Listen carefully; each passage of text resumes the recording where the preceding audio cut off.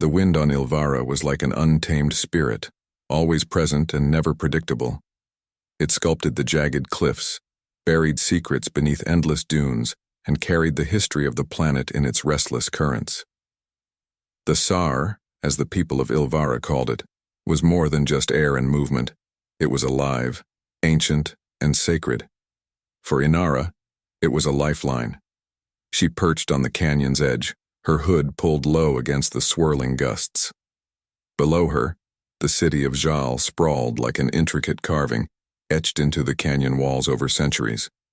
It was a city of sandstone and shadows, its people hardened by the desert's cruelty, but fiercely resilient. Smoke from cooking fires mingled with the gritty air as the residents went about their lives, oblivious to the storm gathering on the horizon. Inara tilted her head, listening to the Sar. Its whispers threaded through her mind like tendrils of sound, forming words that were fragmented but urgent. The winds had been restless for days, their voices louder and more insistent than usual. Today they screamed. "What are you trying to tell me?" she whispered, her voice nearly drowned out by the roar of the wind. The Sar responded with a burst of energy that sent shivers down her spine. It wasn't just a warning. It was a plea. Something was coming. Something that would change everything. "Inara!" The voice startled her, cutting through the storm's cacophony. She turned to see Hiran climbing the narrow path toward her. His lean frame moved with practiced ease over the rocks, his dark hair tied back in a loose knot. His face was a mix of frustration and concern, his sharp features softening when he met her gaze. "What are you doing up here again?" he demanded, his voice low but firm. "The storm's almost on us, and the foreman's been asking for you." Inara shrugged, turning her attention back to the horizon. "The winds are restless," Hiran sighed, crouching beside her. "The winds are always restless. That's Ilvara." "No," she said, her voice sharper. "This is different. They're trying to tell me something." Hiran's expression darkened. "You've been saying that for weeks, and every time you disappear up here, people notice. You're not as invisible as you think." Inara stiffened, her fingers curling into fists. "What are you saying?" "I'm saying people are talking," he said, lowering his voice. "The Drathan have eyes everywhere, Inara. If they find out about your connection to the Sar, they'll come for you, and when they do, they won't ask questions." She clenched her jaw, the knot in her chest tightening. Hiran wasn't wrong. The Drathan Empire had ruled Ilvara for centuries, stripping the planet of its resources and enforcing their will with ruthless efficiency. They didn't tolerate anomalies, and they certainly wouldn't tolerate someone like her. "I'll be careful," she said finally, though her voice lacked conviction. Hiran sighed again, rubbing the back of his neck. "Come on, let's get back before the storm hits." Reluctantly, Inara followed him down the winding path into the heart of Jal. The Sar whispered after her, its voice tinged with desperation. "Danger is near." Back in the city, the streets were alive with chaos. Merchants shouted over the rising wind as they tied down their wares, their voices tinged with urgency. Children were herded indoors by weary parents, their laughter replaced by the slamming of doors. The sandstone walls of Jal hummed faintly, vibrating under the force of the approaching gale. Inara and Hiran parted ways at the lower market. He disappeared into the crowd, his usual route taking him toward the foreman's quarters. Inara pulled her hood tighter around her face and slipped into a narrow alley, her heart pounding. She knew where she needed to go. Her sanctuary was hidden deep within the twisting corridors of the lower city. The entrance was a small, unmarked doorway carved into the rock, easily overlooked by anyone who didn't know it was there. Inside, the air was cooler, the sandstone walls etched with ancient markings that glowed faintly in the dim light. The room vibrated with the hum of the Sar, its energy amplified by the enclosed space. Kneeling in the center of the chamber, Inara pressed her palms to the cool stone and closed her eyes. The winds responded immediately, their voices sharp and clear. "Danger. Near. They are coming." Her eyes snapped open, her breath hitching. The Tsar had warned her before, but never like this. The message was clear. Something, or someone, was coming for her. The streets of Jal were alive with barely contained chaos as the storm loomed closer, its edge like a dark curtain stretching across the horizon. Traders scrambled to secure their goods, shouting orders to their assistants as winds tugged at their coverings. Children darted between homes, their laughter drowned out by the rising howl of the Tsar. In the upper city, where sandstone bridges connected towering spires, the hum of wind turbines echoed louder than usual, their blades straining against the incoming gale. Inara moved quickly through the lower city's maze-like alleys, her hood drawn low. The hum of the Tsar was louder here, its voice threading through her thoughts in bursts of frantic energy. The winds pushed against her, urging her forward, their whispers more insistent than ever. She reached the hidden chamber, its unassuming entrance concealed behind a crumbling stack of crates. The room inside was small and dimly lit, its sandstone walls lined with the faintly glowing markings she had never been able to decipher. Here, the wind felt alive, vibrating in the very air she breathed.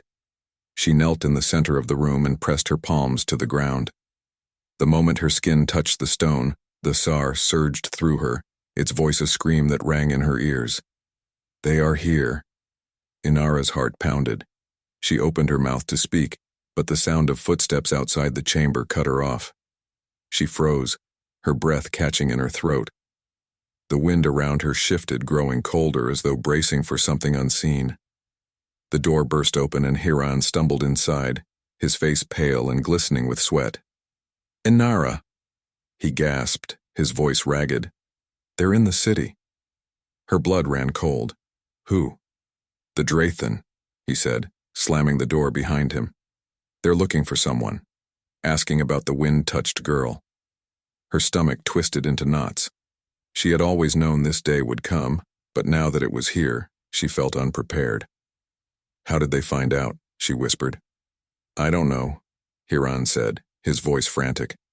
"But they're not being subtle. They've already started questioning people." Inara clenched her fists, her mind racing. The Drathan were merciless, their reputation enough to make even the bravest Ilverans cower. If they were here, they wouldn't leave without answers, or blood. "We need to leave," she said, rising to her feet. Hiran grabbed her arm. "Leave? Where are we supposed to go? There's a storm coming, and the Drathan have the city surrounded." Before she could respond, the hum of the Tsar grew louder, vibrating through the walls like a heartbeat. The air around them shifted, growing heavier as though the wind itself was holding its breath. The door burst open again, and this time, it wasn't Hiran.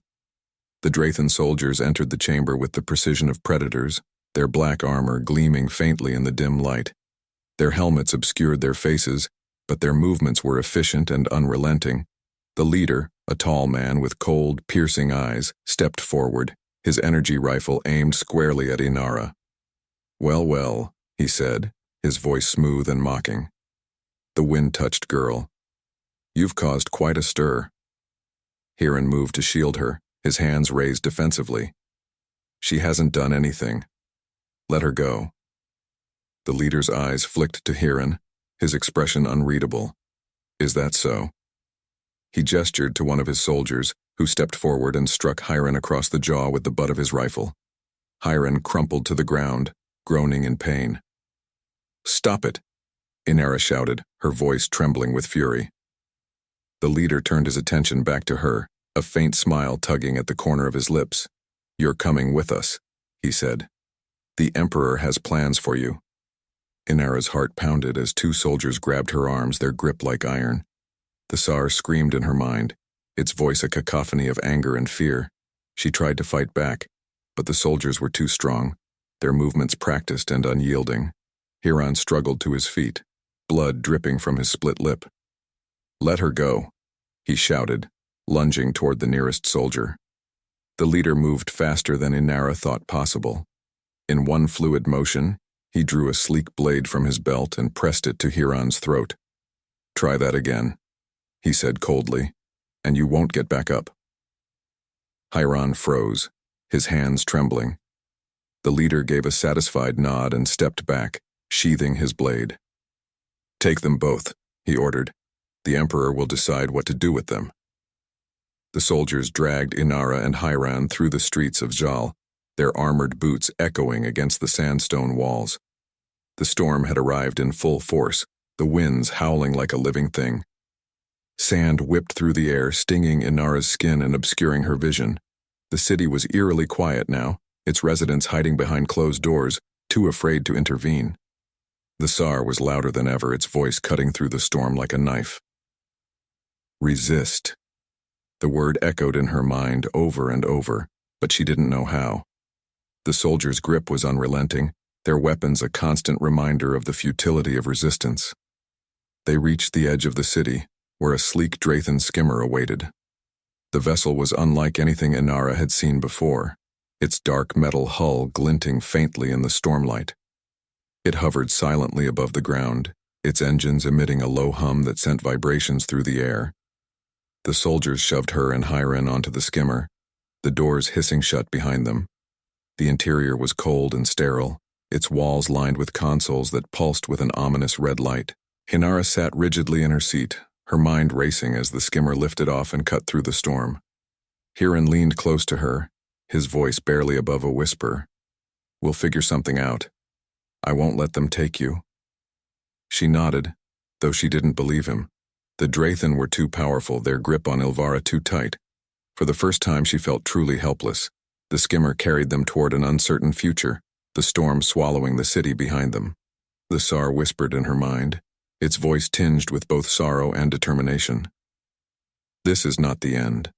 The skimmer flew through the heart of the storm, slicing through violent winds and blinding waves of sand, as though the chaos outside were nothing more than a gentle breeze. Inara sat silently, her wrists bound in cold metal restraints, the weight of the Tsar pressing heavily against her mind. The winds outside were screaming now, their voices merging into one desperate plea. Resist. But how? She couldn't fight the soldiers who flanked her, their energy weapons humming ominously in the enclosed space. She couldn't overpower the leader, who sat across from her with a calm, calculating gaze that felt like a blade against her skin. And she couldn't protect Hiran, who was slumped in his seat beside her, his face bruised and bloody. The interior of the skimmer was cold and sterile, its walls lined with sleek black panels that pulsed faintly with a crimson light. The hum of the engines vibrated through her chest, mingling with the relentless howl of the storm outside. She felt trapped, not just physically, but in her own thoughts, the weight of what was happening crushing her resolve. Hiran stirred beside her, his voice hoarse. "Inara, we'll figure this out. We always do." She turned to him, her heart aching at the sight of his battered face. "This is different, Hiran. They know what I am." His jaw tightened. "They think they know. That doesn't mean they understand." Before she could respond, the skimmer lurched, and the crimson lights shifted to a deeper, more menacing hue. A soft chime sounded, and the leader stood, his expression unreadable. "We've arrived," he announced. Inara's stomach twisted as the skimmer descended, the storm outside giving way to the harsh metallic lines of a Drathan outpost carved into the cliffs. The structure was a fortress, its sharp angles and dark surfaces a stark contrast to the natural beauty of Ilvara's desert. The sight of it made her feel sick. The skimmer landed with a jarring thud, and the doors hissed open. The soldiers ushered her and Hiran out into a narrow corridor that seemed to hum with suppressed energy. The air inside was cold, sterile, and utterly devoid of the life she had felt in the Tsar. It was as if the outpost itself rejected the wind, silencing its voice. The corridor led to a vast chamber, its walls lined with glowing panels that displayed streams of data in an alien script Inara couldn't decipher. At the center of the room stood a man dressed in ornate black armor that shimmered faintly in the artificial light. His presence was commanding, his movements deliberate, and his piercing eyes seemed to strip away every defense Inara had left. The Emperor. "You must be Inara," he said, his voice smooth and unhurried. The wind-touched girl. Inara's chest tightened, but she forced herself to meet his gaze. What do you want from me? The Emperor smiled faintly, a predator's smile. Direct. I admire that, but you already know the answer, don't you? She didn't respond. She couldn't. The winds of Ilvara are more than a force of nature, he continued, stepping closer. They are power. Power that has eluded us for centuries, and you, my dear, are the key to unlocking it. The Tsar isn't a tool, Inara said sharply. It's alive. You can't control it. The Emperor's smile widened, and he gestured to one of the glowing panels. An image appeared, a massive machine, its surface shimmering with energy. Inara felt the air around her grow heavier as the Tsar screamed in her mind. This is the heart of Ilvara, the Emperor said, his tone almost reverent. A device that will harness the winds and bend them to our will. With your connection to the Tsar, we will bring order to this chaotic world. You mean destroy it? Inara spat, her voice trembling with fury. The winds aren't yours to take. The Emperor tilted his head, his expression thoughtful. You misunderstand, Inara. The winds will serve a greater purpose. Your purpose. He gestured to the soldiers, who stepped forward and grabbed her arms. Prepare her for the integration. The soldiers dragged Inara from the chamber, her struggles futile against their iron grip. Hiran shouted in protest, his voice raw, but a blow to the stomach silenced him. Inara twisted in their grasp, her heart pounding as the Tsar screamed louder, its voice almost unbearable. They brought her to a smaller room lined with machinery that pulsed faintly with a sickly green light. At the center of the room stood a sleek metal chair, its surface bristling with wires and restraints. The sight of it sent a wave of panic through her. Let me go, she shouted, thrashing against the soldiers. You can't do this. The leader stepped forward, his voice calm. This is for the greater good, Inara. The winds chose you, and now you'll fulfill your destiny. As they strapped her into the chair, the Tsar shifted, its voice changing. It was no longer frantic. It was resolute. Fight. Inara closed her eyes, letting the Tsar fill her. The winds roared through her mind, their power surging through every fiber of her being. She felt the restraints on her wrists weaken, the machinery around her groaning under the pressure of the storm building within her. When she opened her eyes, the room erupted into chaos.